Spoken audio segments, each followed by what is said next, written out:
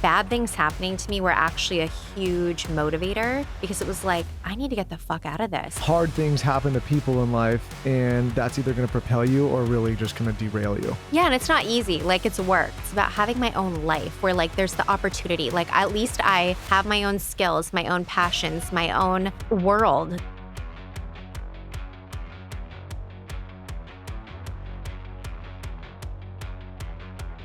This is a podcast guest that so many people have asked us to have on for such a long time. It's someone that I've known, I want to say, for like 12 years.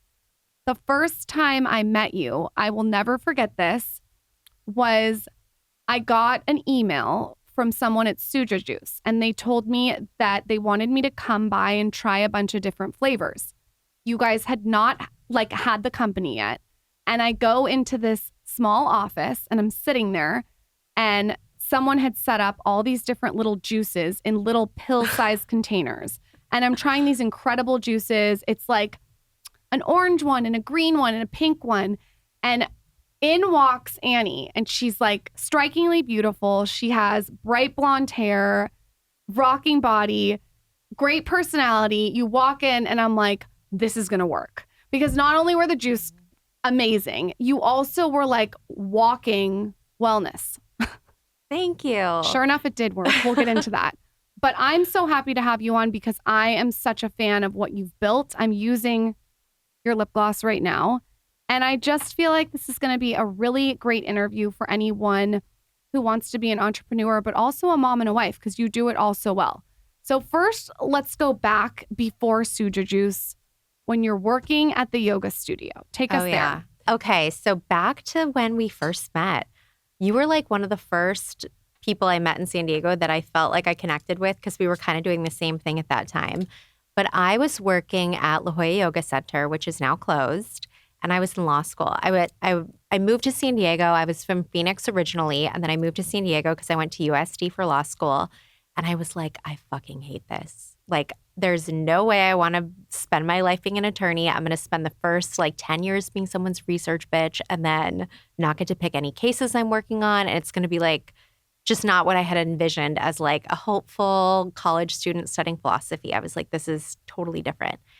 So I started teaching yoga to meet people outside of law school. And also my background, I had been doing yoga since I was 16 because when I was younger, I had horrible eczema, all over my body, my face.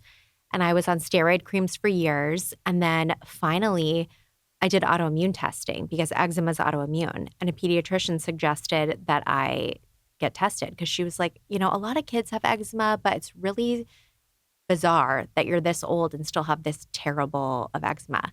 And sure enough, I had celiac disease. And now we all know what that is.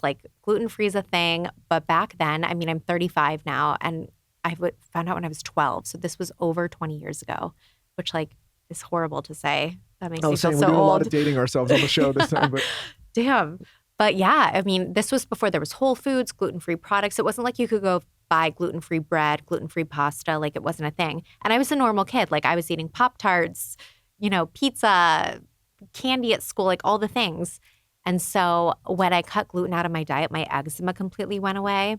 So I kind of always had this underlying obsession with health and wellness because from a young age, I read every book on nutrition when I went through this. I got obsessed with juicing because I was reading about how it can really get nutrients to people. Hold on. And I've always wondered this, how are you reading about juicing at 12 years old? That's really profound to be reading about that at 12 years old. How did you even know to do that?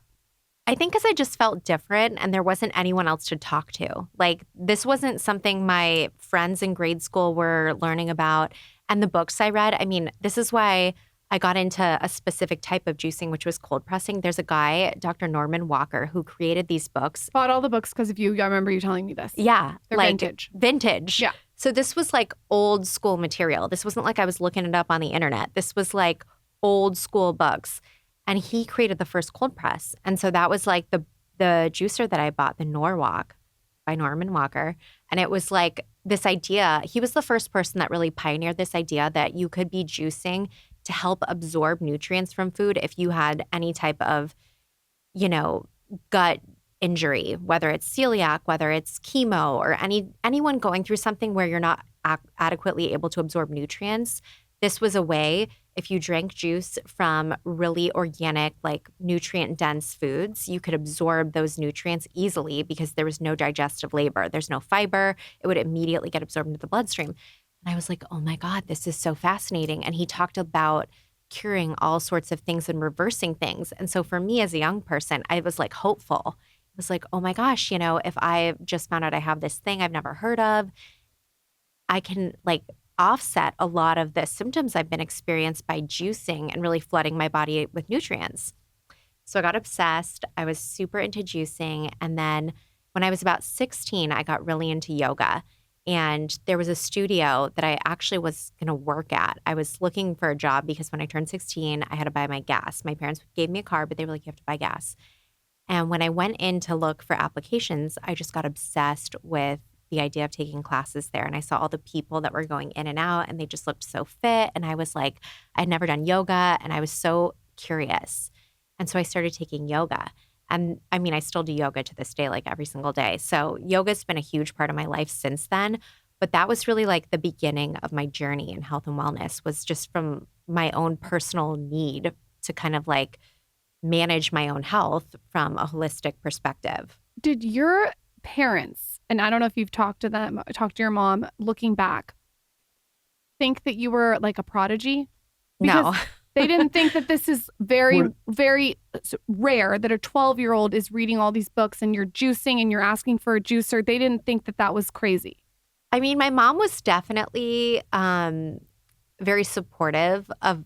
I was a little bit of an obsessive kid. I would say I had a little OCD. Like if it wasn't that, before that, it was like Beanie Babies, or like I would go to Beanie Baby conventions. I didn't do anything Beanie small. Baby conventions. Wow. Yeah. That's I deep. did the whole thing. Yeah. Collector. Oh, she just sent me like the bins that I collected when I was younger for my daughter that all have like tag protectors, cases. Like I was. Did you have those big plastic ones where you display the display cases? Oh yeah, the display cases. You and Michael sound very similar.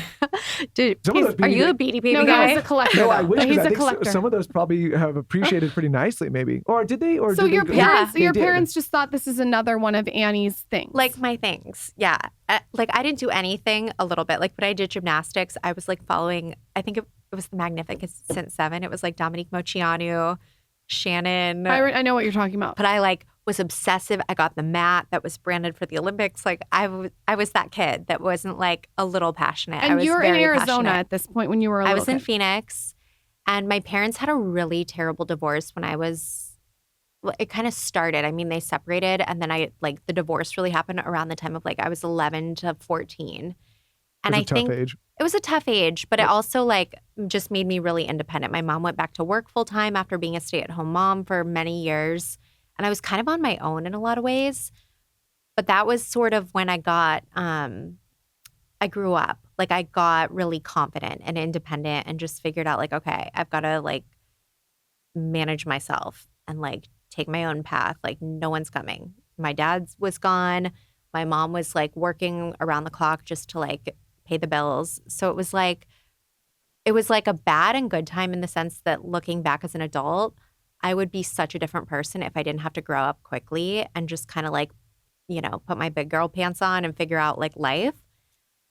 And I think that was when I got really obsessed with this idea of like taking things into my own hands. It's funny because today the theme of the podcasts, the last two that we did and this one, it's being resourceful. Yeah. And figuring something out when other people would sort of just not figure it out.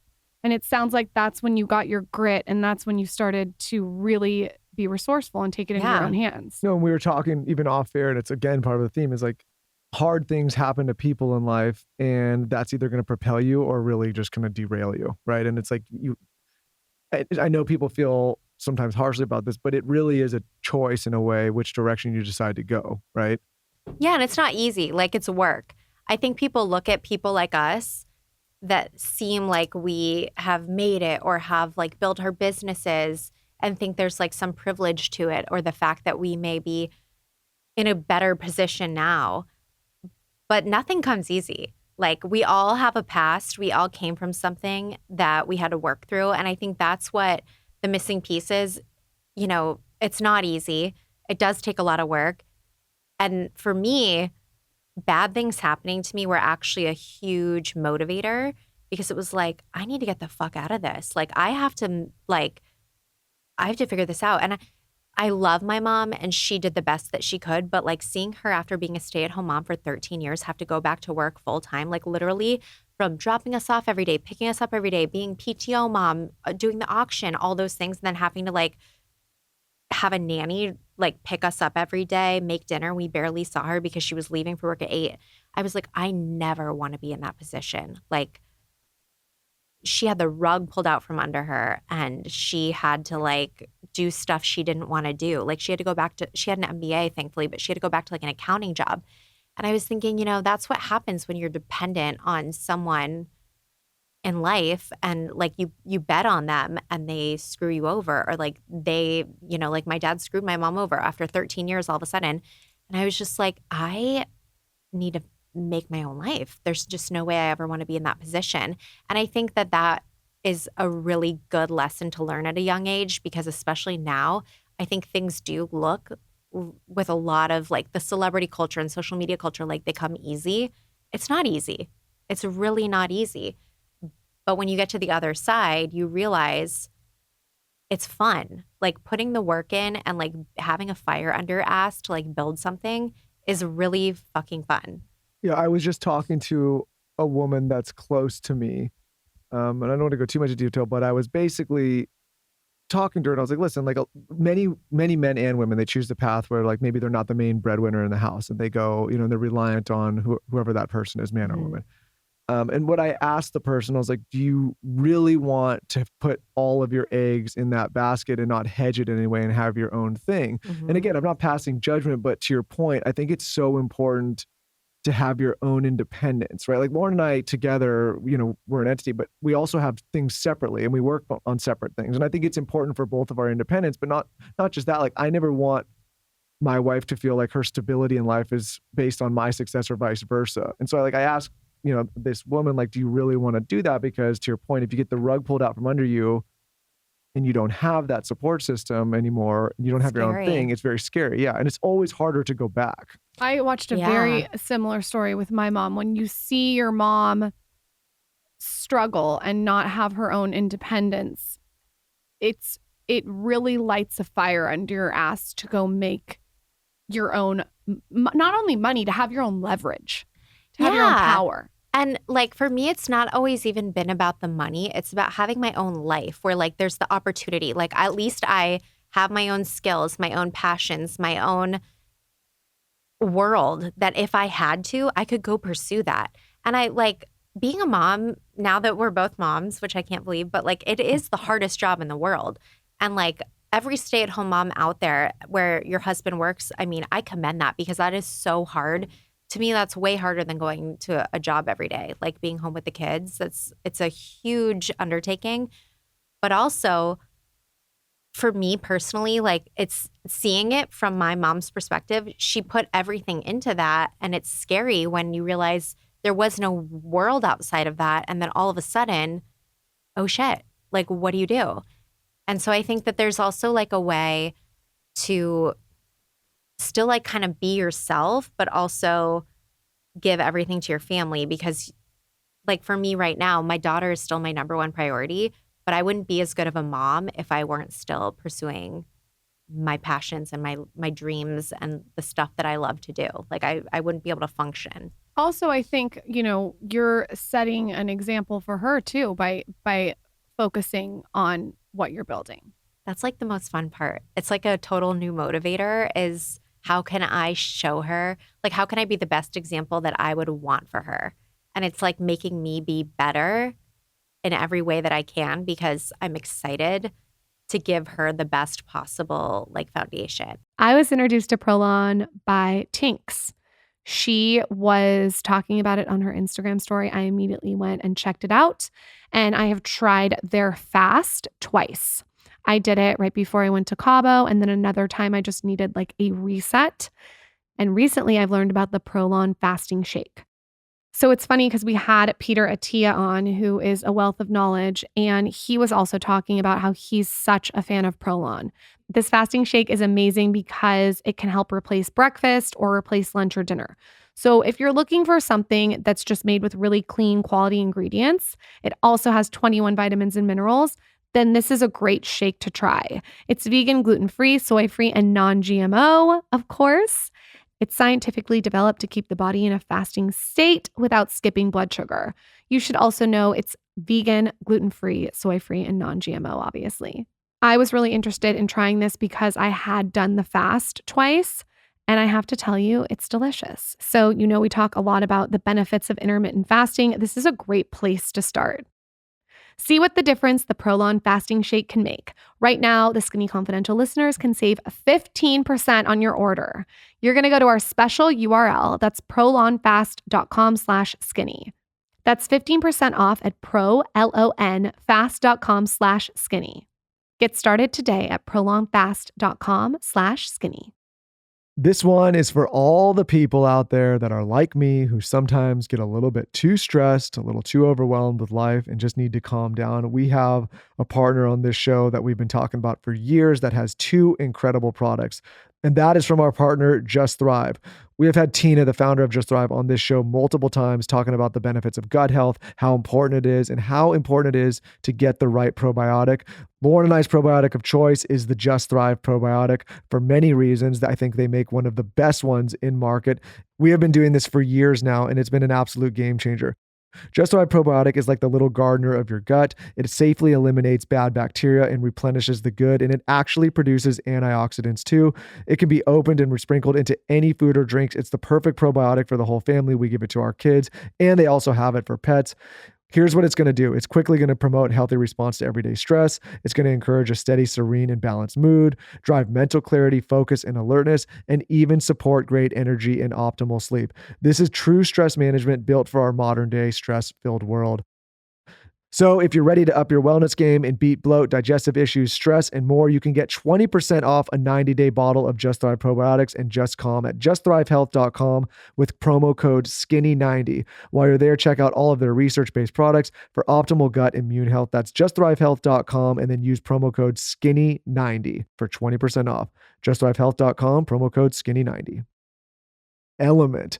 Element is the perfect product to help you replenish electrolytes. This can be after having a few glasses of wine. It could be done after having a workout, even if you just have an active lifestyle.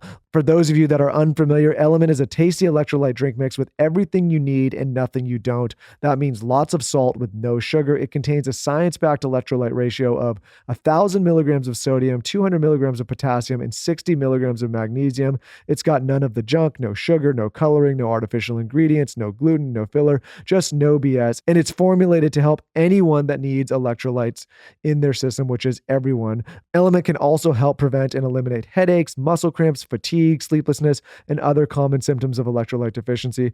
It's very simple and easy and effective to use. You can travel with them. They come in these little single-serve packets that you just tear open and then dump into either a bottle of water, glass of water, however you drink your water. And like I said, I take it daily.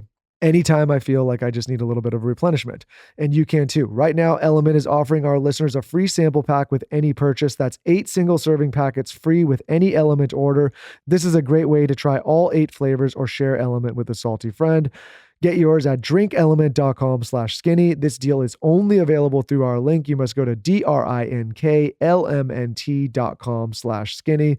Element offers no questions asked refunds. Try it totally risk-free. If you don't like it, share it with a salty friend and they will give your money back. No questions asked. You have nothing to lose. drinkelement.com/skinny. You know, the reverse side of that though, on the male side, I had a mother who worked all the time when I was little. I remember she would come home sometimes really late at night. I remember being a kid watching that. It's hard to. They do it hard, but what I'm saying is, like, from an example standpoint, I in my life have been attracted because of that to very strong, independent women, right? Where like women that have things that they're doing their own thing, and a lot of men sometimes they get threatened if maybe there's a woman that's bringing in part of the income or half the income or is the breadwinner in the family. And I think for me, what it's done on the reverse from an example standpoint is I've actually been more attracted to those kinds of women that have their own thing, that are strong, that are independent.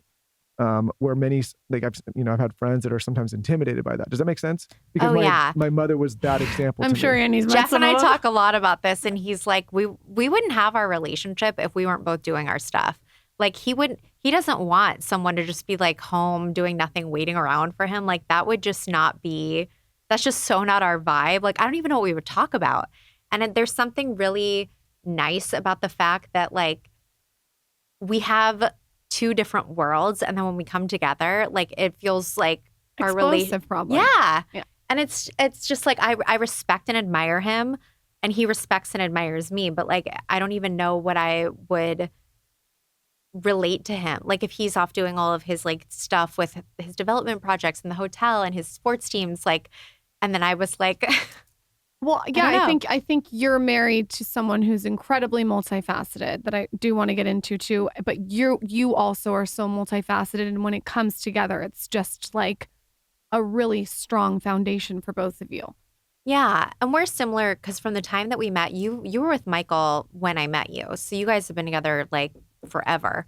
But we're with guys that are really supportive. And I think as strong of women as we are, and I never want to like give credit to a guy for, like, oh, they helped me. But I do think having Jeff be so supportive versus being in an unhealthy relationship from the time, I met him when I was 24 as a secure, confident guy that like, he was always pushing me like, you can do that. This is what I'm saying though, is there's certain, like some men would look at a woman like you and they get intimidated by it. It's like, oh, I don't know. Hold you down a little bit. And so like Jeff's obviously not that high, Jeff.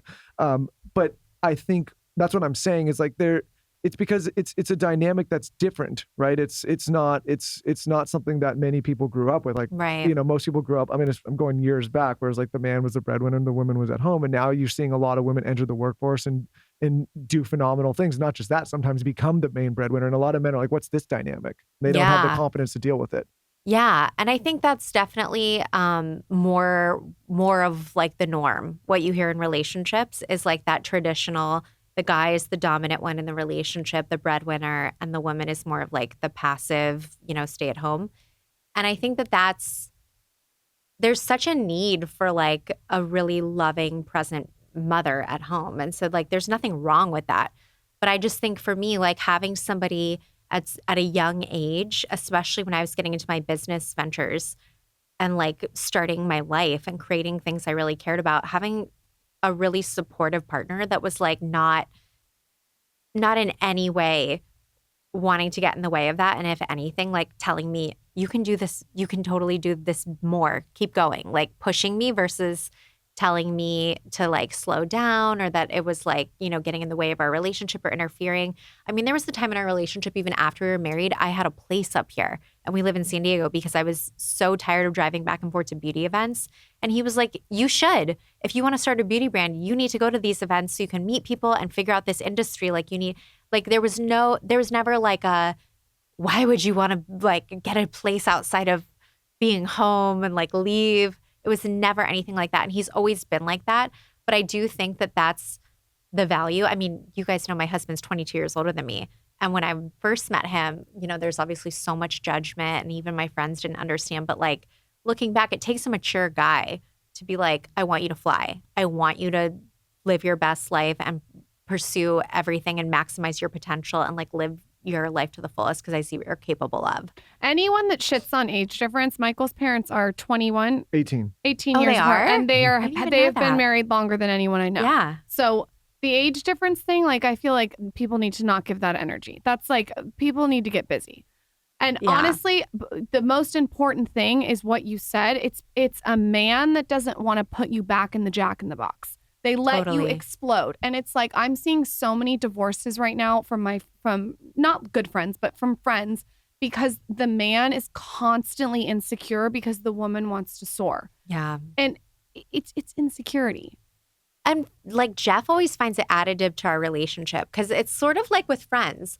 The more interesting my friends are, like the better that reflects on me because I'm hanging out with more interesting people. Like I want them to achieve. I want them to flourish. Like that's amazing because then I'm in better company. Like good for them.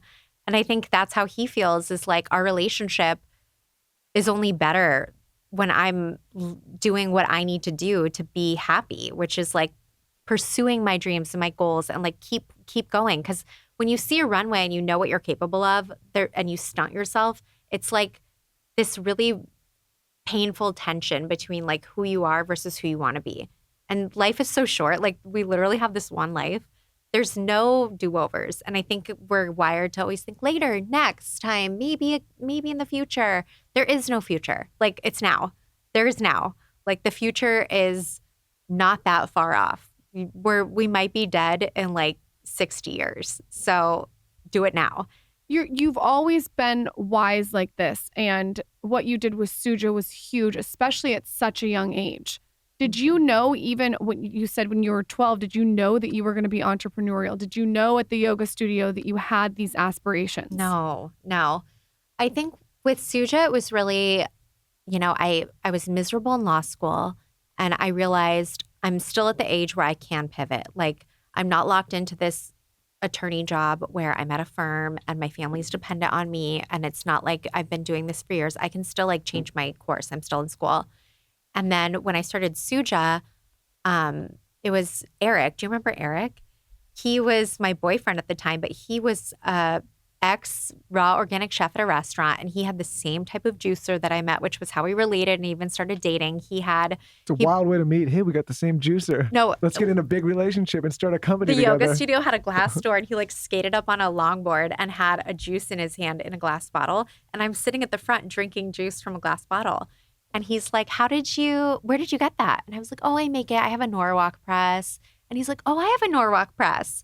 And that was literally like the love connection. The 25 men that listen to the show are buying skateboards and juices and going to start skating by every yoga studio they can find. It works. I'm telling you. It works. So when you meet him and you guys start doing this, talk to us about the evolution of that, because it's super interesting how you guys started a business together. Yeah. So the business was organic literally and figuratively because it was completely unplanned and organic growth. We met and we started juicing out of my apartment and his house that he was renting in Windansea. And everyone at the studio would just text us on Sunday night their order. We would write like what produce was available. We would buy it off the shelves at Whole Foods. Like we didn't even have a retail account at this point. And so we would just go buy the produce, let them know what was available, and they would let us know what they wanted. And so we would juice it. We would buy these coconut water bottles, strip the labels, steam them, and like to sterilize them and deliver juice.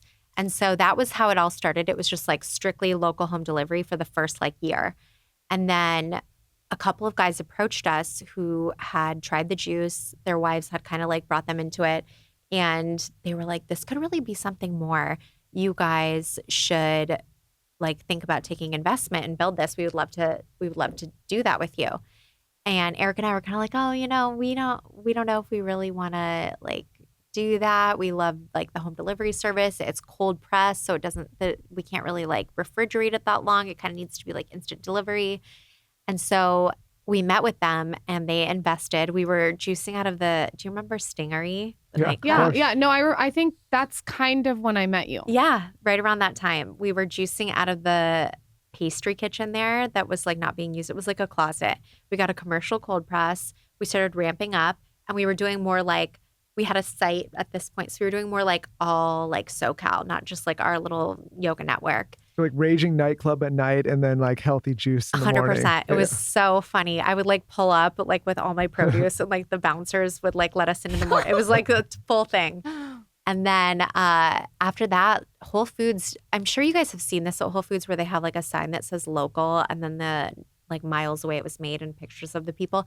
They were just starting that. So they were looking for like these little local niche brands that were doing like quirky products that just weren't mainstream. And so they approached us and they were like, we would be super interested in like talking to you guys. We're like, oh, we only have a 3-day shelf life. We cold press. And the same way like retailers like Whole Foods and big grocery doesn't sell unpasteurized milk, for example. They just wouldn't sell unpasteurized juice unless it came from their juice bar juiced on site and like immediate consumption. So that was when we figured out, okay, we have to find a way to preserve the juice while keeping it raw. And then we were researching different food preservation methods. And there was one called HPP, which is now widely used, but it's high pressure processing. and they use pressure instead of heat to pasteurize the product. So this is like a really dumbed down way of explaining it, but imagine like pathogens swimming around. So the juice would go in an ice chamber, and then the ice chamber would get pressurized. So imagine like crushing the pathogens. Like the pressure essentially like would kill the bacteria by like pressurizing it so much that nothing could live. And so, but it was all done under 40 degrees. So it stayed raw. And in a lot of ways, it was better than freshly pressed juice, because imagine you're juicing and you're like, oh, I just did a big batch. I'll put it in my fridge and then drink it tomorrow. That 24 hours with the oxidation, the light, all of those like nutrients start to degrade. With HPP, it actually preserves all the nutrients because it essentially like kills anything that could like kill off the nutrients and like degrade them. It takes out all of the extra air, all of the extra pathogens, and it just makes it so much more. I think at like 21 days, the amount of nutrients that were from like first press to 21 days was like an insane amount. I don't even remember this many years later, but like an insane amount, like almost 90% like intact versus like if you pressed it yourself and put it in your own fridge. And like you said, this is before anyone else was doing this. So this is And really so how cutting long can it edge. stay like that then? I think it was 32 days. Okay, wow. We had a 32-day shelf life, I'm pretty sure. And at that this time. is That's tight, this though. is when, It's just to tight. give context to the audience, this is when cleansing was the hottest. The hot thing. Like you guys came out at the perfect time. It could Yeah. not have been hotter. it was Did Suja kick off the cleanses, or was it happening and then you guys happened to be there, or was it like tandem? So there was one brand doing it kind of at the same time, and that was Blueprint. If you Okay. remember, Blueprint was kind of like the pioneer of that. And I think that they were the first brand that figured out HPP. And we didn't know it at the time because Whole Foods hadn't launched them yet, but they were going to, which is one reason they were talking to us. They were kind of figuring out what brands.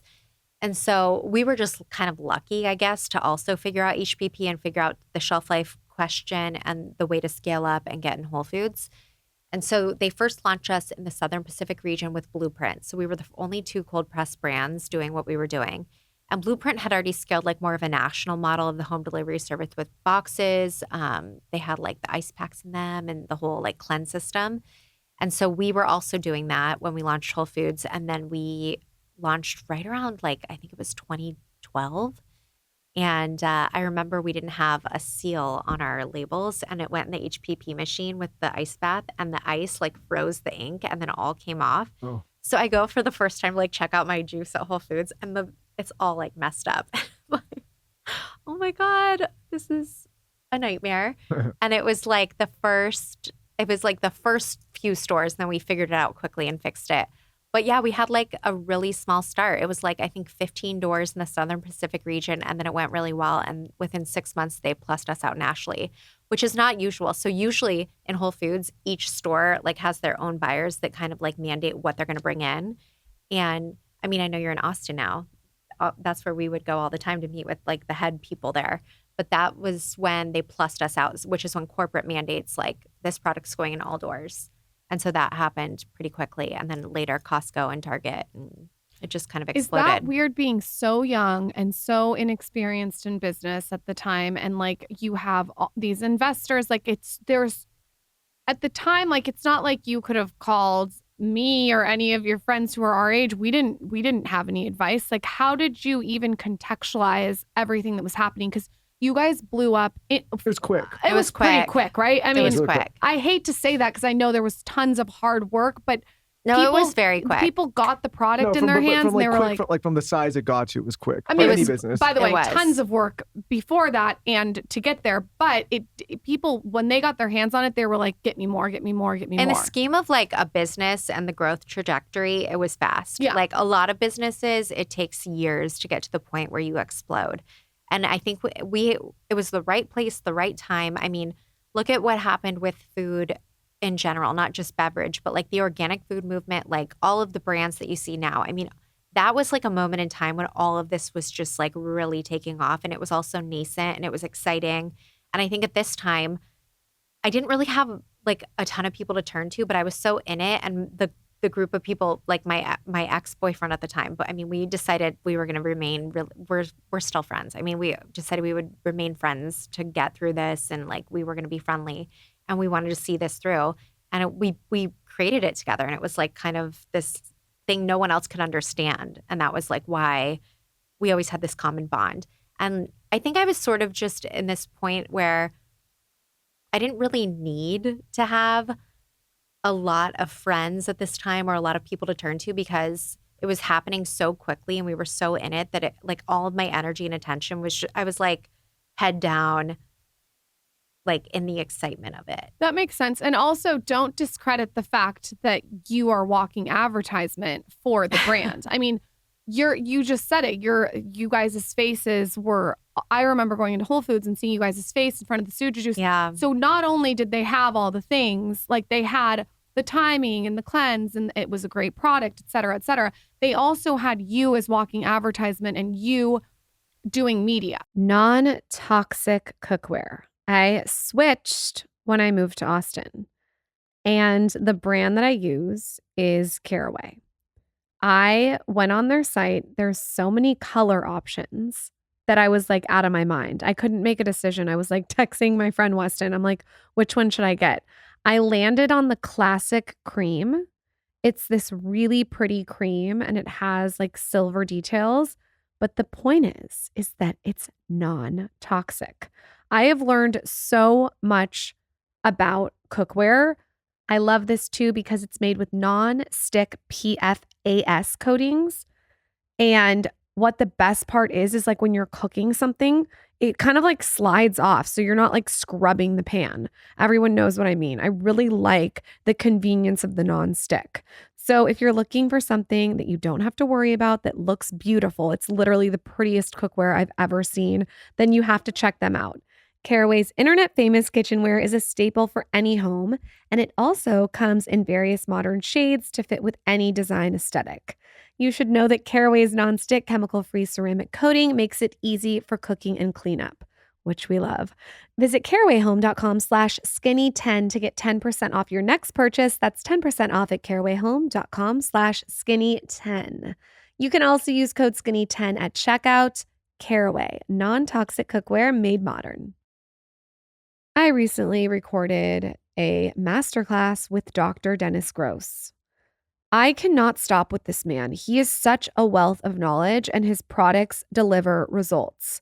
I think I've been talking about him since, I want to say like 2014. I first fell in love with him because he has this incredible facial steamer. And after that, I just stalked him. I started using his vitamin C. Our relationships developed since then. He even did the foreword of my book, Get the Fuck Out of the Sun. Anyway, we did a masterclass and we talked all about lips, okay? He has this device. You've heard about the device. That's the FaceWear Pro LED device. And that's like the daily red light therapy that you use on the face. I've been using this for years when I meditate. But they just came out with a new device. And this device targets the lips. It's called the new Lipwear Pro. It boosts collagen on the lips, not only for preventative anti-aging, but also for immediate plumping. They launched this device with a lip treatment too. And the lip treatment's perfect for plumping. So I've been using it and it's like incredible what it does to your lips. This is so great to take your beauty routine to the next level. You'll get immediate and long-term benefits. Go to ddg.skin/skinny or click the link in the description to shop my exclusive bundles. This features the new lip products and some of my other all-time favorites for up to 25% off. ddg.skin/skinny. I think muscle is so amazing as you age. It melts fat. There's so many benefits. I could go on and on. If you are looking to build muscle at home and you're looking to save time, you have to check out Evlo. The creator, Dr. Shannon, was on our podcast. It was one of my favorite episodes when it comes to health and fitness. And she talks about how important it is that women build muscle. You guys should all go back and listen to that episode if you have any questions. But she has this platform called Evlo. And basically, it's workouts that are effective for building muscle, but don't fry your nervous system. So it's not super cortisol inducing, but it's going to help you build that muscle that we're all looking for, especially as we age. I think a really good place to start too is her Instagram page. She has so many different workouts on her page that you can sort of get like a glimpse of exactly what Evlo is. But you should get very excited because Evlo is giving our listeners 1 month free. So now there's really no excuse. You can build muscle from your house. Super easy. These are quick, efficient workouts. You can use code SKINNY at checkout. And like I said, you get 1 month free. Visit evlofitness.com to learn more and try their membership for 30 days with code SKINNY. Evlo is giving our listeners 1 month free.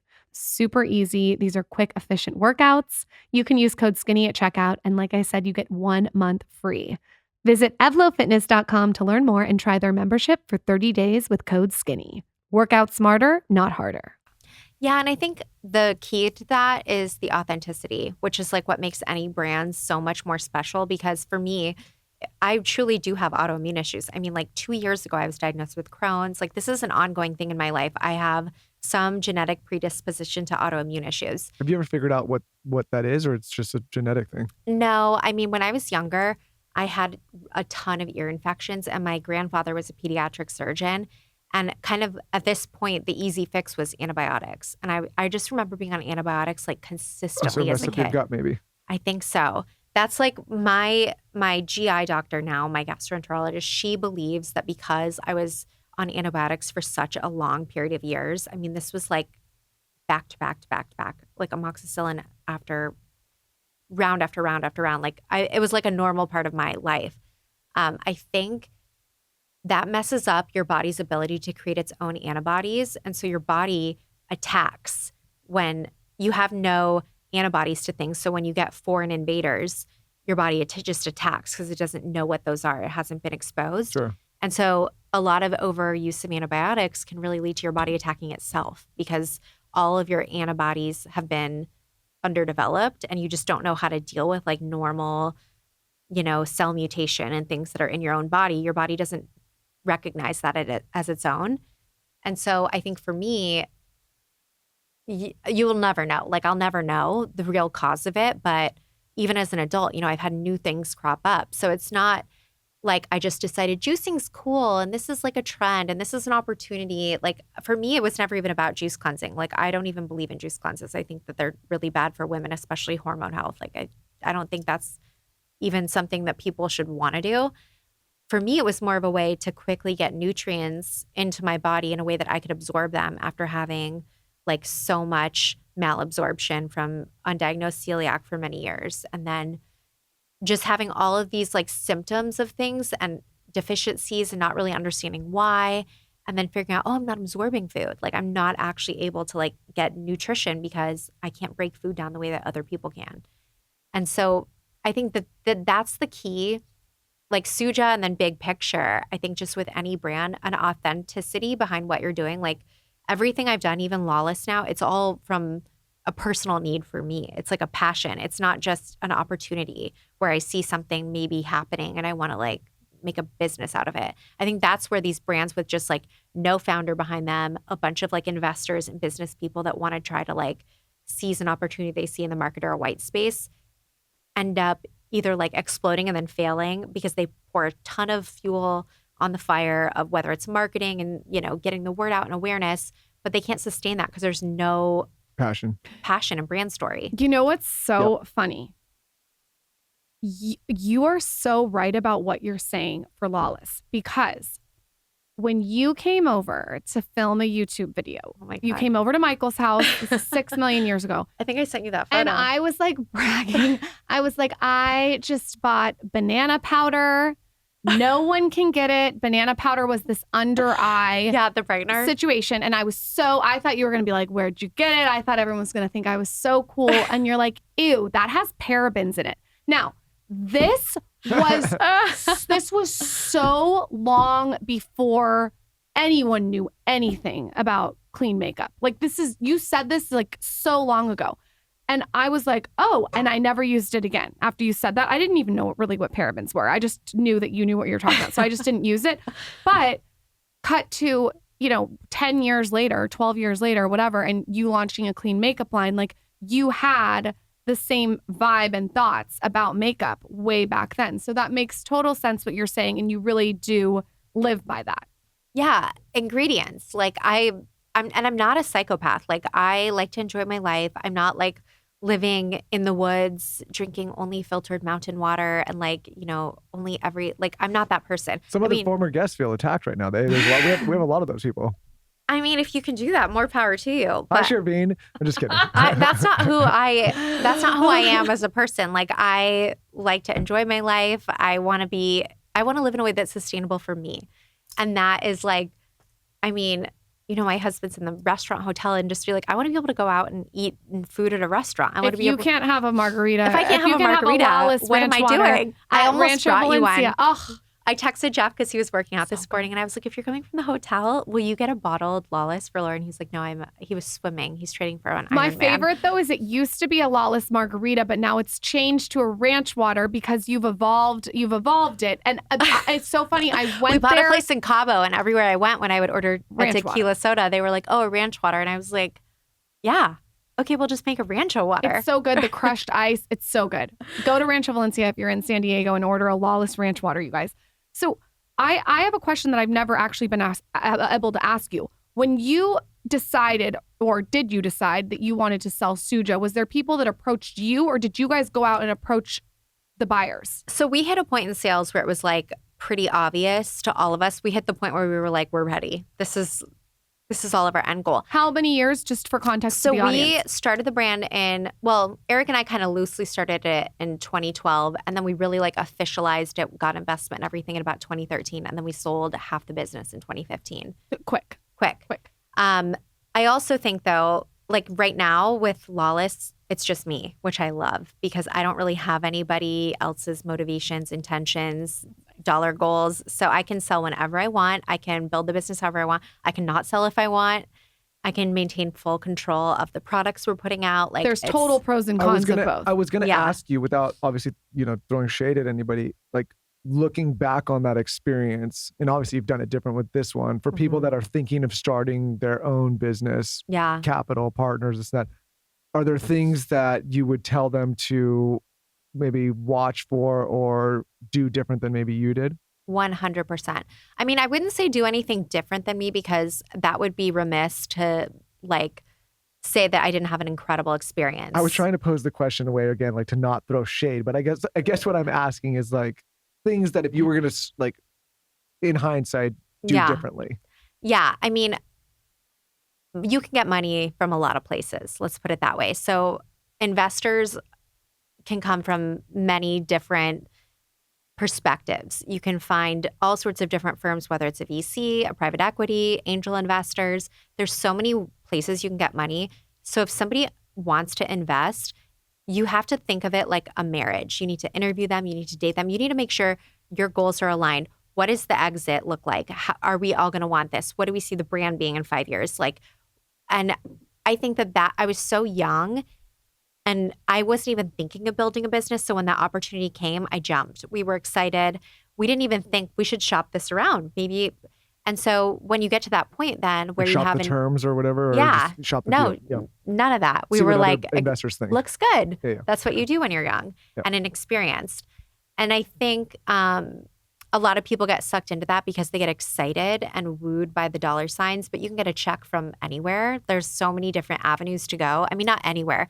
Raising capital is difficult, but it's also not, the first offer is not always the best offer. I get what you're saying. If there's people that are excited about your idea, and there's one person that's super excited, there's likely to be other people that do the same thing. That means would you've also got be a excited. that means you've got a concept that is proven to be, attractive for reasons that it's either filling a white space.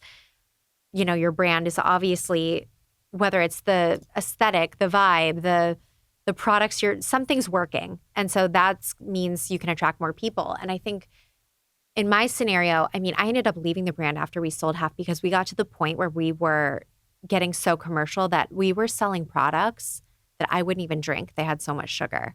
And I still love the brand, but it just got to that point where if I had maintained control, I would have never put this shit out. Like this just isn't what. So what exactly happened? You guys sold half, you exited. Yeah, but even before we sold half, I was ready to kind of like move on just because I think the goal became about like scaling the brand into airports, and even Target and all these places that were amazing. And they launched our core line. All of these, like, it kind of became like Odwalla and Naked knockoffs. And I was like, I just would never drink this stuff. And to me, I saw the brand evolving into a place that like wasn't what we created. So talk to me about when you leave? When you leave, what do you, again, it's like, who do you even talk to? I mean, I guess you talk to your husband because he's very, very good with business. But when you decide to leave and do you have the idea for Lawless? Are you like depressed? Like, what is that like? I took a year between. No, I wasn't depressed at all. I think we got to the point where we obviously went through the deal, and I saw that through. I mean, I wasn't going to like leave before we did a deal, but I kind of just had already known like this is going in a direction where this brand is scaling to a place like even the marketing materials, everything just started to shift. And it was like, for me, it was this really special thing. And then it just kind of became this really like commercial mainstream.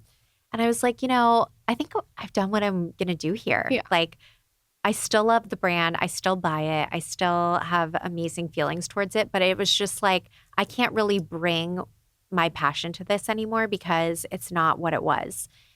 And I had been talking to my husband about it a lot. And I was leaving for a trip to Bali. We were going to Bali, and I'm on my way to the airport.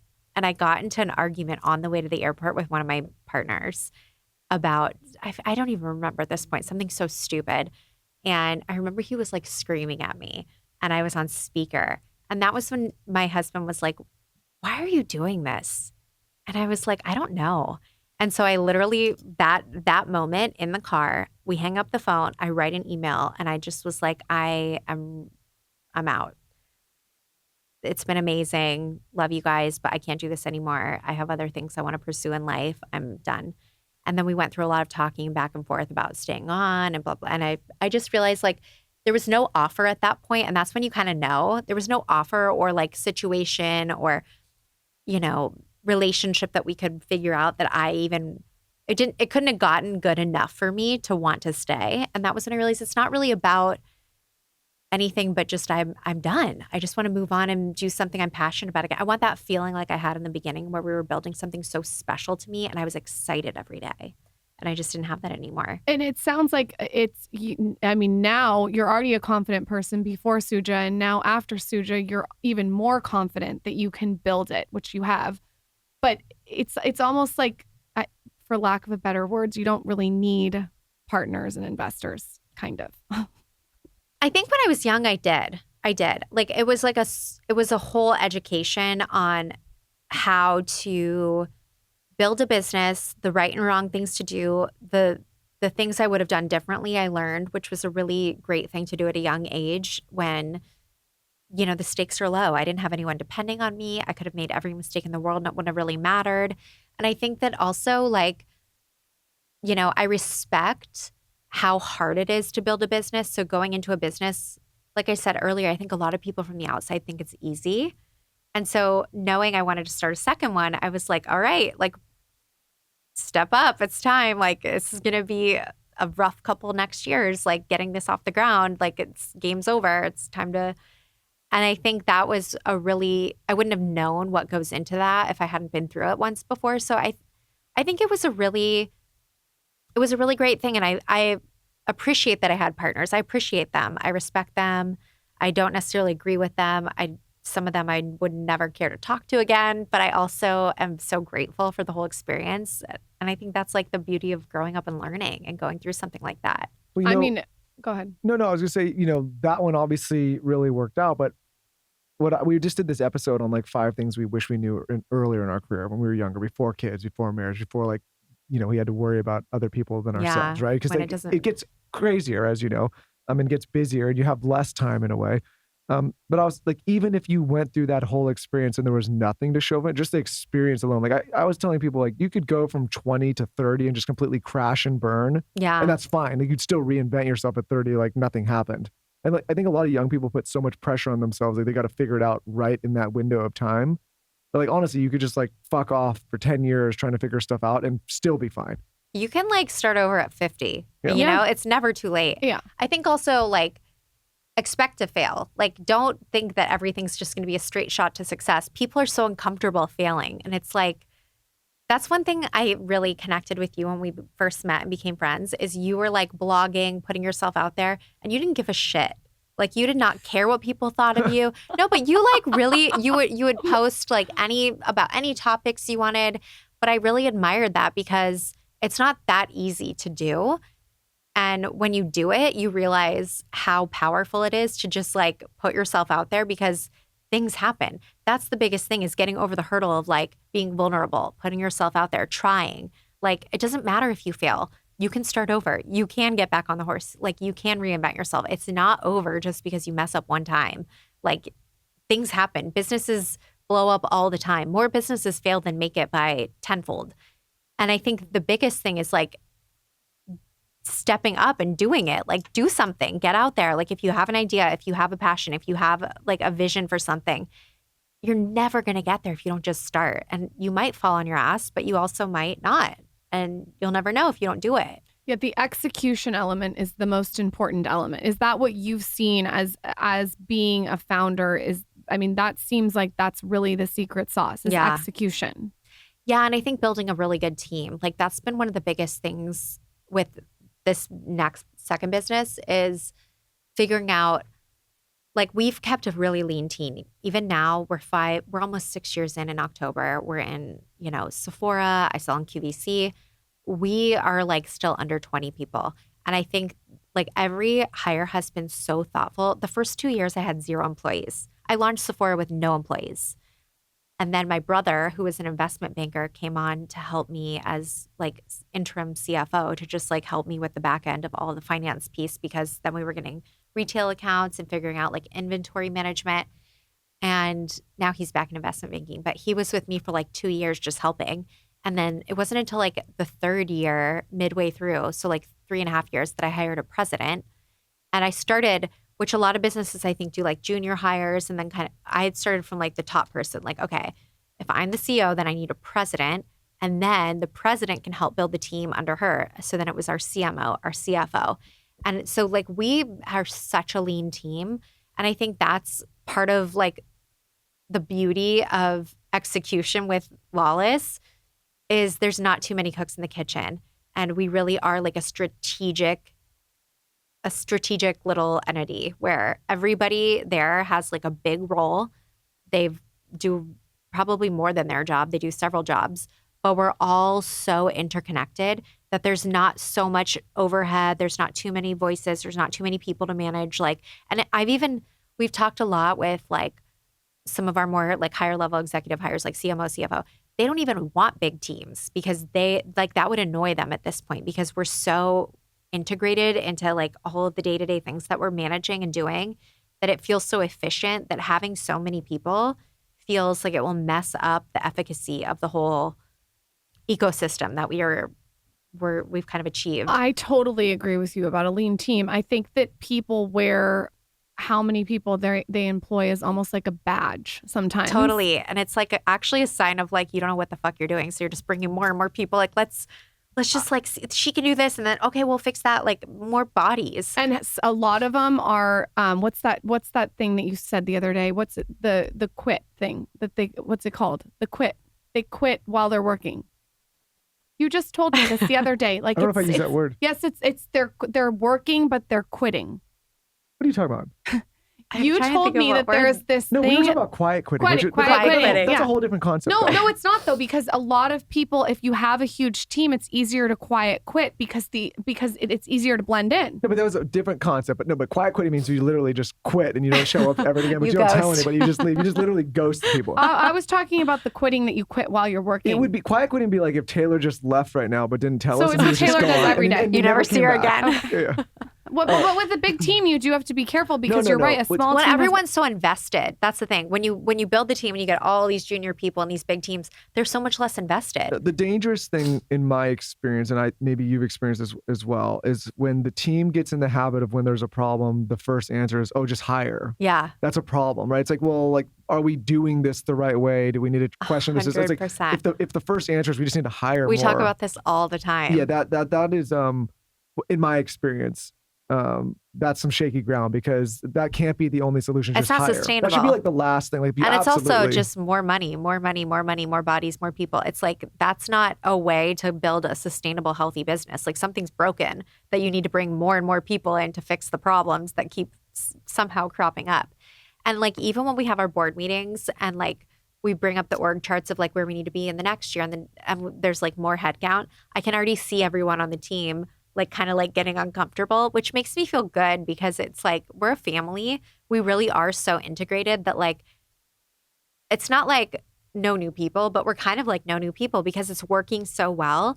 And I think as we scale, we'll have to figure that out because we are going to need more people. Like that's just the nature of growing. Like we can't do everything with under 20 people. Like let's say, we want to get to $100 million brand at some point. You can't do that under 20 people, or maybe you can. We'll see. But If you can, then we got to invest. yeah, then I'll tell you. I'll be back to tell you my So secrets. I have a question for you that's kind of like maybe a personal question that I would ask you off air, but I might as well ask you now. When you build your team strategically, where do you look? Do you guys go to Instagram? Do you go to LinkedIn? Is there a recruiter that you get? What's the way that you find this incredible team? Everywhere, but most of our key hires have been network.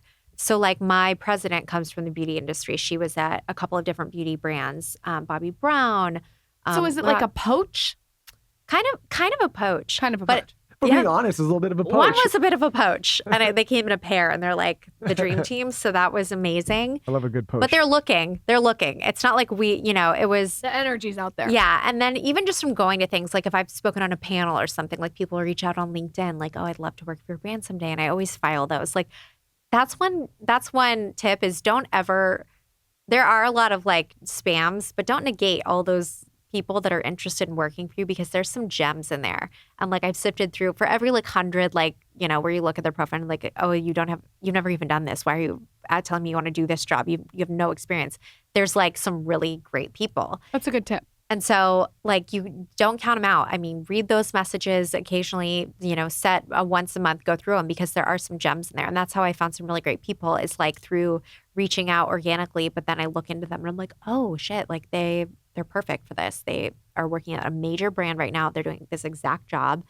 I can see all the success that has occurred from their time there. 100% we should talk. So that's another way. And I also think like a recruiter, I hate paying recruiter fees, but sometimes if it's an important enough role, it's worth it. Okay. So it's a little sprinkle of everything. We've seen here in Dear Media some of the most success from some people that may not have the strongest resumes, but they are the most passionate about coming and hungry, and they just want to learn and prove their value. Where on the flip side, sometimes we've taken someone that's very qualified but does not care about the business at all and is not passionate about it. And like their skill set is there, but we just crash and burn with them because they don't like or care about the business. And they expect a lot. They come in with all this experience. They may come from a bigger entity and and it's like, oh no, like I still consider us a startup. So it's like, we're living like a startup. Like if you're coming in from Estee Lauder, you don't have your little like desk with a view and your expense account. And like, it's not like that here. And I think that's the balance is like you want a certain level of talent, but you want a certain level of hunger. And I do love the idea of like kind of under hiring in a way, like people that may not seem on paper like they're like the guy for the job. But those are the people like all of us, someone had to like bet on us. We kind of bet on ourselves, but I mean, someone had to like believe and open the door for us and like believe in our idea or, give us an ear. And I think that's like where we are now is those are the people that we need to like see ourselves in that are hungry and ready and can make those leaps and kind of step up to that role. I also think it's a little bit of a healthy balance between recognizing there's a ton of great legacy businesses or established businesses that have operated a certain way for a certain period of time. And many people there with experience can do a lot, but you also have to acknowledge that business is done a lot differently now than it was 15, 20 years ago. And so it's like archaic to do it. Yeah. And so I'm also like, I think sometimes that can be a weakness where it's like you come with this big expense account and all of these support staff and you've done things a certain way. It's like, no, we need to get scrappy now. Like you got to hit these social channels and you got to be able to reach out and DM people and do things that you probably don't like doing because that's just the way business gets done now. 100%. I want to know as a mother and a wife, how you're balancing your day. I'm obsessed with routines. Like what does a normal day look like for you? Yeah. So when I had Daisy, I think the first like 2 weeks I was in a hormonal fog of like, I'm done. I don't want to work anymore. I just want to be home with her. And then I like snapped out of it and I was like, okay, I need to figure out like, I really do need to get out of the house. I want to like go back to being me. And the last couple years has been a bit of like a juggle because I do work from home. I'm the only one in San Diego. The whole team's in LA. They meet weekly. They're all together and I'm not. And I think for me, it's really about like segmenting out the day. So our nanny comes at 9 and from like 7 to 9, I'm like, Mom, like I'm with Daisy. I barely even check my email. I like wake up at 6, shower, get myself ready for the day, do breakfast with her, hang out. And then at 9, when the nanny comes, I'm like off to the races. I don't see her till lunchtime. I'm completely in my mode. I plan most of my Zooms for the afternoon, but like sometimes in the morning, but it's mostly like email admin. Are you working at home? Yeah. How do you do this? You got to give us some tips because I try to work from home and Zaz is hanging from the chandelier. Yeah, I like have a lock on my door Okay. and I like my room is completely off. My office is like completely off downstairs. Like So she doesn't see you. She doesn't Out see of me. sight. Okay, got That's it. the key. If she sees me, it's over. Yeah. Like I'll even say like if I need to get something to her, I'll like tell Jeff or something. Like I can't see her because she'll just go crazy. That's where I go wrong. Yeah, Ugh, I okay. can't see her. It's even like she has swim every day. She does like IRS. If there's a day I can't go, even if I'm home, I can't say bye to her because if she sees that I'm home and I'm not going, she'll have a complete meltdown and I just have to like I'm dead to Okay, her. Like okay. Mommy's That's not a here. good tip. That's a good tip. Yeah. Yeah, because when they see you, No, then both of us don't do that. We need to do that. we're renting this house. And by the way, I'm never renting a house anymore. I'm staying at Rancho Valencia Yeah. because it's Yeah. just We we have the houses at Rancho Valencia. Oh. We just stayed there for 2 weeks. okay. Well, I need. He's I, going to have a meltdown. Don't because tell him that. Okay, Don't but anyway, so we're don't staying tell at him that right and now. this office. We'll take I'm in great care of you, it has- Michael. yeah. Well, I'm there pretty much. I didn't every know you day had for- houses. By the way, Saturday. God damn it, Michael. Saturday I said Prime we Rib. No, should we have like 5-bedroom houses. Okay, well, Yeah, Jeff No, bought he's a sweating. He's so mad he didn't know hey, that. you know, maybe the Rancho Valencia marketing team could let us know that a little more. I'm just kidding. No. Just kidding. No. we were they do- probably in the house when you were there I because probably we saw you guys. Saturday Was- prime rib. Anyways, but Yeah. so I'm in this office right now and I'm working this house that we're in, and it's got this huge glass window, and she sees it and she's throwing a huge hand. And you Throwing- feel bad because Have You ever do seen feel a bad. Happy Like, Gilmore we're with the wired to woman feel- against the car that's like yeah, fucking face. That's a perfect analogy. she thinks If you guys the, don't know that, go watch that scene. That is Zaza screaming. It's such a drama. well, it's It is devastating. though. Like we're their most important people in their lives. yeah, and I don't want her to think the work is more important, but I'm like on a Zoom talking to people. so and can she's I like get Annie's hanging tips? at the- moment it is. Okay, so you're hidden in the house. And I'm then hidden. Then at lunch. I have lunch with her every single day. That's So I eat really 3 cute. meals a day with her. I can count on one hand in the last, I want to say 2 years, the last 2 years she's been alive, that I have not eaten 3 meals a day with her. That's like a huge goal for me. I haven't traveled that much. The beauty of COVID and having a kid during 2020 is like, she was born in 2020. That will change. But for the last 2 years, I've been super lucky that life has been mostly at home. But then around 11:30, she eats. I make her lunch every day. I sit and eat with her. Then she goes down for a nap. I give her a big nap hug, put her in her crib, say goodnight. And then from like basically 12:45 to 3, I'm completely working. Like I can do all my Zooms, all my meetings, everything. And then you're she still wakes hiding if she wakes up, just in case if she wakes up, you're I hiding. am hiding. Okay. And I'm downstairs and her room's upstairs, which is amazing because if she wakes up, the nanny will play with her. Like she doesn't, I'm not like up there. So a lot of Zooms. A ton of Zooms. A lot of Zooms. Mostly all Zooms right now. And then at 3, are you done working? No, 3 is her snack time. Got it. So she comes down, has a snack. I say hi, we play for a little bit. And then my actual favorite time, like I try to plan most of my meetings between like 4 and 6. I don't know She's why. so organized. This is why I asked her this. I just really like that 4 and 6 period because I feel like I've got most of the shit done for the day. I know other people are ready to get done, so meetings won't drag on. Like I feel like COVID really messed up the world of calls. Now everyone wants a Zoom, and it's not necessary. Oh, But now, don't even get me started on because that. we all started Zooming. Let's just Zoom. Like I feel like I'm at the point where I'm going to call like takeout, and then you'd be like, "Can you Zoom it in?" Like No. everyone wants to Zoom, and I'm like, I don't get on camera. Let me "But tell you it's so something. prolonged Zooms all day." are more awkward sometimes to get off than calls because you're sitting there. I'm actually You're more looking late to at Zooms them. than I am to in-person My meetings. friend puts Yeah. his Zoom camera right to his face like this when he Zooms, and it's hysterical because then no one wants to Zoom with him because Everyone's like, "I'm done." the camera is Awkward. up to here. and It's he'll giving be them driving. anxiety, It's so they just want to be hysterical. done. Okay, so at 6 you're usually done At working. 6, I'm done. 6 is dinner. I'm done. Done. Done. And then Fully done. And then is there like I'm sure you have specific things you do to wind down. Okay, so Jeff and I have we always have a show. That's like a really important part for us. So we play with Daisy. We either take her to get ice cream, we get in the pool, or we right now she's in this thing, throw toys, where she likes to take all her toys out and throw them all around the house. And we like, ha ha ha, and put music on. It's like such Like a little thing. dance. But it's like, it's a real thing. So that's like, we do like those types of activities. We put her down at 7:30. We try to do 7:30 sharp. By 8, Jeff and I, he always makes a decaf coffee for both of us. We get in bed and we watch a show. Right now we're in Ted Lasso. We're like late to the game, but we're mid season 2. We're A obsessed. decaf coffee. Yeah, we do a decaf coffee every night. Why? Because you just like I coffee. don't know. It's like at night now we don't really drink at home on weekdays. Like we drink when we go out, but like we don't really drink at home. So it's kind of like our version of like a nightcap, I guess. Like it's a treat. It's iced, just Yum. unsweetened almond milk, decaf coffee. We get in bed, we watch our like show, whatever it is at the time. And we do that for like, we watch like 2 to 3 episodes of whatever we're watching. And that's kind of it. Like that winds me down. I don't like getting on my screen. I barely answer emails. Like a phone, that's not my thing at night. And what about washing It's your our face time. and your skincare? Sorry, Oh, Michael, that's you like got a to give whole us. hour. It's Yeah. an hour. Not an hour. I would say like 30 minutes. So what are some Sometimes I even products? shower You always before have such bed. good product recommendations because there's not a lot of chemicals in them, right? 100%. I'm so OCD about what I put on my face. So what? Okay, right now I'm in a biologique recherche moment, only Okay. because not every product that they have is clean, but most of them are. Like if you look at the ingredients, it's all the skincare stuff. Like it's like clinical grade skincare. Like if you look at a serum, like let's say it's I'm just making this up, a hyaluronic acid serum or the collagen serum. I use their collagen serum in my lab. Like those are the ingredients. It's not like all this filler crap. Huh. It's like the skincare is the ingredients. And then some of their creams do have fragrance, which I don't love, but it's cleaner. Like it's one of the most clean. But what I love about that brand, I only got exposed to it really because Rancho Valencia like switched. They were using, I think, Natra Bissé. I remember that. And then they started using Biologique Recherche. And I had heard so much about that P50 toner. Yeah. And I was like, I want to try this. And I was like, holy shit, this works. Like my face was tingling and burning a little bit. And I was like, oh, I like that. Like I like when I need feel to like try something's that. working. I'm like, if it hurts, I like it.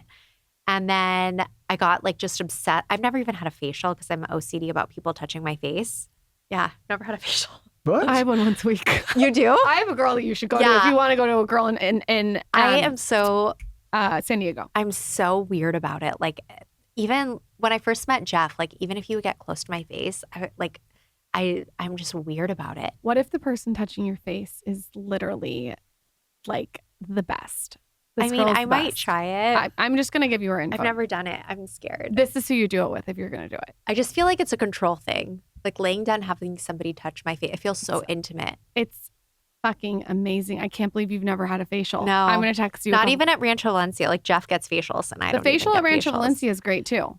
Well, I had them make me a card. I was like, I went through it with the girl, like, of what my skincare concerns were. And she was like, why can't I just like show you? And I was like, I really don't want to get a facial. So she wrote it all down for me and I bought everything. And I was like, this brand is like the only skincare I've used where I actually see something. Okay, I'm gonna look at this. You brand. know, I feel like a lot of skincare, like it's fine, it works. But like when I was using this toner, the first thing I noticed was like I have these little like texture bumpies, not acne, but like sometimes I'll get like I don't know if it's clogged pores or what. My texture went away.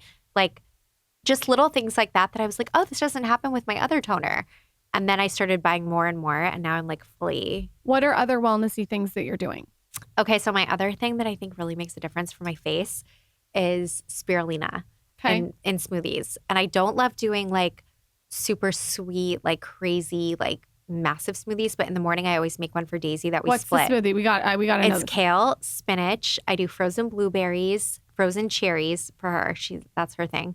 Spirulina, collagen powder, and then I do vitamin D drops. What's the collagen powder? I brand? use it's I think it's called like Great Lakes. It's hydrolyzed collagen. It's in a green thing. I know what you're talking about. It's like- you can't really go wrong. Like you just get collagen powder. Like there's I all know. I sorts just of, like to right? know the brands. Yeah, I'll send you it. Yeah, I like It's to in like know a green thing. It's like an organic collagen powder. It's like a beef collagen. But I really think the spirulina, because I noticed there's something about, I think I absorb like hydration better when I'm having spirulina. I don't know what it is. And are you? I think when I first met you, you were pescatarian. I want to say. I was pescatarian. And now, are you eating meat? Or Yeah. Now I eat like And- everything. you eat everything. I don't eat gluten, obviously. And I don't eat dairy. And do you feel better from going from pescatarian to eating meat?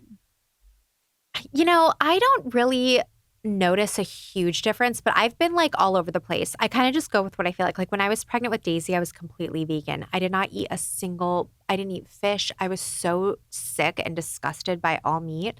And I remember even being worried, like, is she going to be okay there?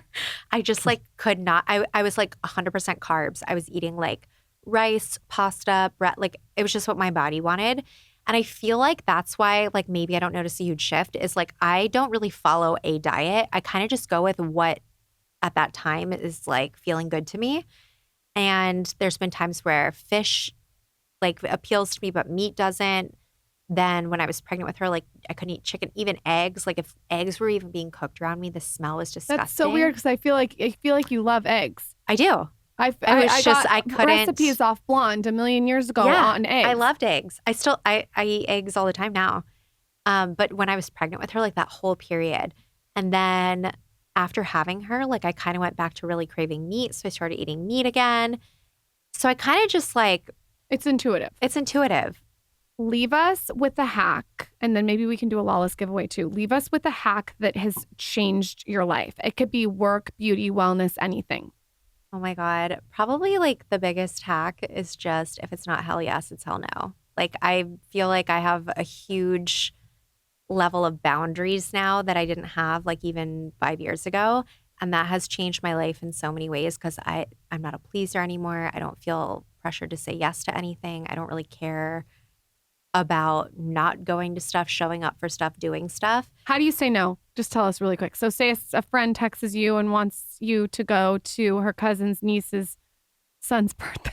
Sorry, I can't make it. I hope it's amazing. Have a great time. See? Wow. That's the way you do it. Don't you think people, they get in trouble with excuses or reasons? And I do think like there's something, not to be sexist, but I do think especially women, we're hardwired to be pleasers. And like I used to, once you have kids, business, husband, family, like I was dragging myself. Like it was too much. And I finally realized I'm only happy when I'm doing what I want to do. And when I was in grade school, I was home. I wasn't ditching. I was truly homesick this day, but I watched Ferris Bueller's Day Off when he does ditch. And I think that's like one of the most pivotal like pieces of content I've ever consumed because it's such a dumb movie, but it really was the first time I saw like this idea of doing something other than what you're supposed to do in life. And it was like he ditched school this day. He laid by the pool, stole his dad's car, like did all these things, saw a movie. And I was like, why do we have to do all these things that we're supposed to do? Like I just want to have freedom. If I don't want to do something, I don't want to do it. And it opens up so many doors for creativity for me to just like bring down all of the expectations of things I'm supposed to do and spend my time doing what I want to do, what I like to do, even if it's alone, thinking about things, creating things. That's when I'm most creative. That is a great way to end the podcast. That is a great tip. Freedom and doing what you want to do. Lawless. I am personally obsessed. If you guys are going to start with a product, I'm sure you've already tried her line. It's everywhere. But if you haven't, I love the Forget the Filler Overnight Lip Plumping Mask. But I don't just use it overnight. I'm sure you've heard this before. I like all the flavors. I like the birthday cake one, the juicy watermelon. Zaza uses it. I'm such a fan of this. I also like the lip glosses though too. Yeah, the lip gloss like kicked it all off. That was the Forget the Filler like original hero. And then we put more Maxi Lip, 50% more shea butter. We were like, we have to just do this in like a serum form where it's like concentrated for overnight. I use this for makeup prep. I use this when I'm working out. I use it on my eyelids too. Oh, you do? Yeah, for gloss. Like everyone on our team does it right here too. It's really, really nice. It's clean beauty. Tell us where we can find everything you're doing, where they can buy. If you want to do a giveaway or a code, you can let us know. 100%. We're exclusive to Sephora, so Sephora.com, LAWLESSBeauty.com, and then I also sell on QVC, so everything's available on QVC.com. Are you going on QVC yourself? Yeah, I'm going on Friday. Yeah, I go on like a couple times a month. And do you just go on like not looking at a script or anything? You just walk up? It's live TV. So you have like It's a probably plan. fun. It's actually really amazing. Fun. It's really fun. They're really easy. The hosts are like super fans. They don't bring brands on. Like the host knows what they're doing too. It's not like they're like, hi, so tell me about the hosts are incredible. How many hours are you on when you're on? I've done like full branded Lawless hours, but usually you're in like a beauty show. Like this Friday, it's Dare to Share with Sean, and then there's Girls Cute. Night In. There's like those types of shows. Get It's ready, good practice gorgeous. for anything you're doing in your life too. To be, I mean, that's a lot of work. It's so much work to do like a QVC hit. You think like, oh, I'm going to be on for 10 minutes, but the prep that goes into it. But once you do it, you feel like so good. And it really has helped me like when I'm talking about my products out loud, like to find those nuggets. Like, why did I create this? What is the main thing that I love about this? What was the Great main? training. So it's a really good way to like nail those things down. And I love it. It's just like a way to push yourself out of your comfort zone. Can we give away all your favorite products? Yes. Okay. Follow at Lawless on Instagram. And then tell us your favorite takeaway from this episode on my latest post at Lauren Bostick. And then I didn't even ask you this before, but do you want to do a code on lawless.com? Is it lawlessbeauty.com? Yeah, lawlessbeauty.com. Do you want to do a code on Totally. lawlessbeauty.com? Okay. Can we do code skinny? Sure. Love it. Code skinny. You pick the Easy. percentage. 20. 20% off. Go run and forget the filler lip gloss. You cannot go wrong. It's so good. Get the lip gloss and also get the lip plumping mask. That's what I recommend.